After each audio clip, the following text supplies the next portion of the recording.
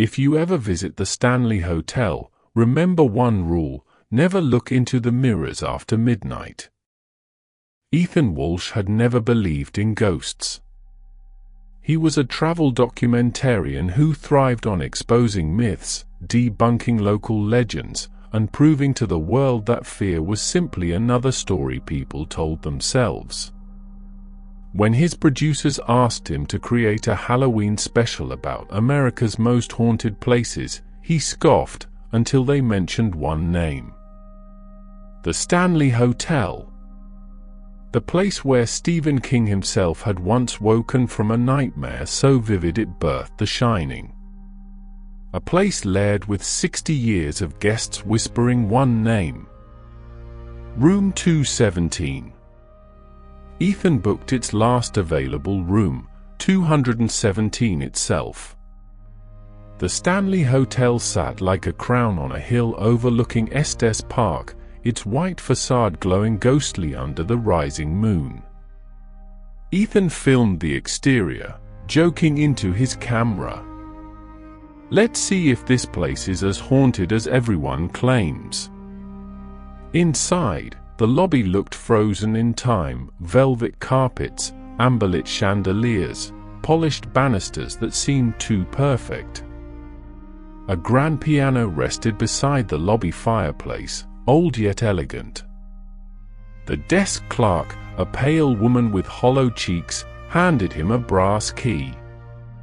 "You're staying in a historic room," she said, pausing too long. "If you hear anything unusual, avoid acknowledging it. Spirits here enjoy attention." Ethan smirked. Perfect for the documentary.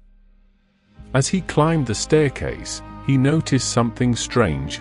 The hotel felt alive, as if every wall was listening. After dropping his bags in room 217, Ethan returned to the lobby to film nighttime ambience shots.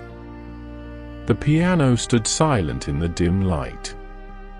But when he turned his back to review footage, a single note rang out. Soft, lonely, deliberate.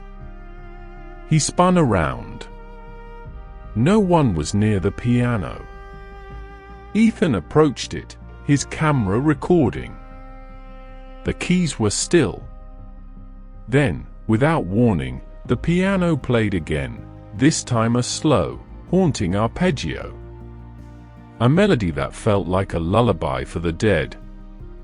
A cold gust swept across the lobby. The chandelier flickered. The air smelled faintly of roses, old, wilted, forgotten. Ethan lifted his camera. "If someone is here, show yourself." The piano lid snapped shut with a violent bang. He jumped back, and the rose's scent instantly turned to that of damp earth. Back on the second floor, Ethan walked towards his room. The corridor was long and golden, like a tunnel stretching into another era. Then he heard them. Children's laughter. Light. Playful. Wrong. He turned the corner, hall empty. He continued walking. The laughter grew louder, echoing behind him. Then tiny footsteps. Running. Ethan whirled around. Nothing.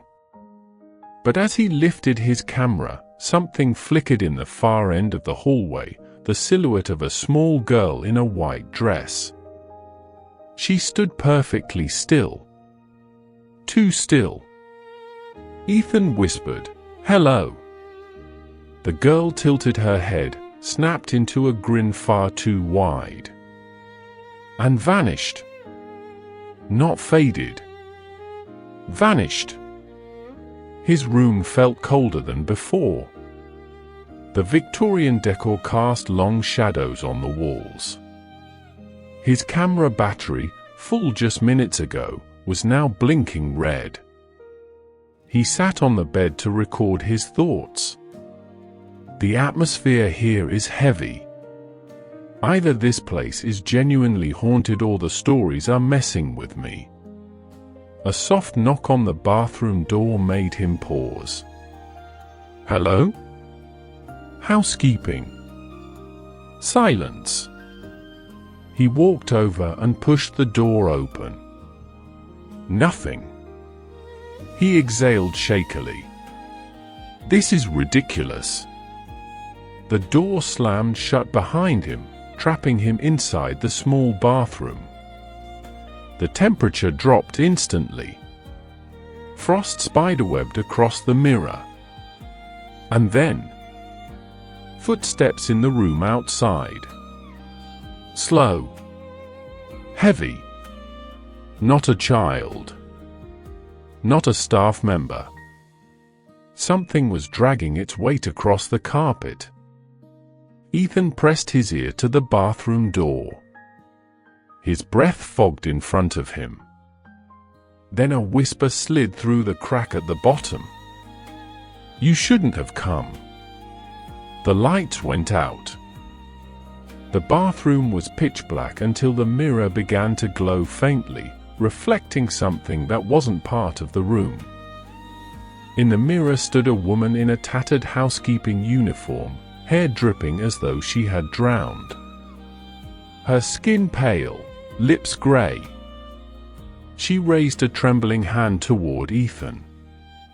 Her mouth opened, and a flood of murky water began pouring from the mirror. Ethan backed against the wall as the water rose around his ankles, cold as winter graves. The woman's eyes rolled back. Her voice gurgled through the rushing water. Room 217 never forgets. The bathroom door burst open. The water vanished instantly. Ethan stumbled out, gasping. Standing in his room was the same pale desk clerk. But her eyes were wrong. Completely black. You're filming too much, she whispered. The hotel won't let you leave. Ethan ran into the hallway, heart pounding. The corridor had changed, stretching impossibly long, lights flickering violently. Every door was now open. And behind each one, silhouettes stood watching him. Motionless. Faceless. Waiting. The children's laughter returned, now twisted, echoing from all directions. Ethan sprinted toward the staircase, but the moment he blinked, he was back at room 217. He tried again. Again, he returned. The hotel had trapped him in a loop. A shadow crawled along the ceiling, limbs bending backwards like broken branches. It whispered his name. Ethan. He dropped his camera. The creature descended slowly, upside down, face grinning like a cracked porcelain doll. Ethan burst into the lobby, desperate for the exit, but the front doors were boarded shut, as if they had been abandoned for decades. The chandeliers burned brighter than before, glowing blood red. The piano began to play again, only now the melody was frantic, discordant, as though warning him. Behind him, the shadows gathered. Dozens of former guests. Some with empty eye sockets. Some floating. Some drenched in water. Some crawling. At the center stood the drowned housekeeper from the mirror. One stays, she whispered. So the others may rest. The shadows surged toward him.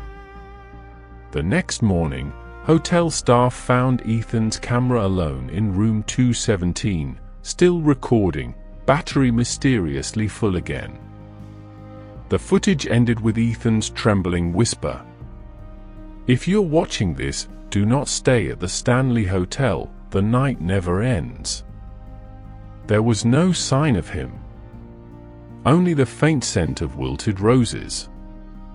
And in the lobby, the piano played a single note, as if greeting a new ghost.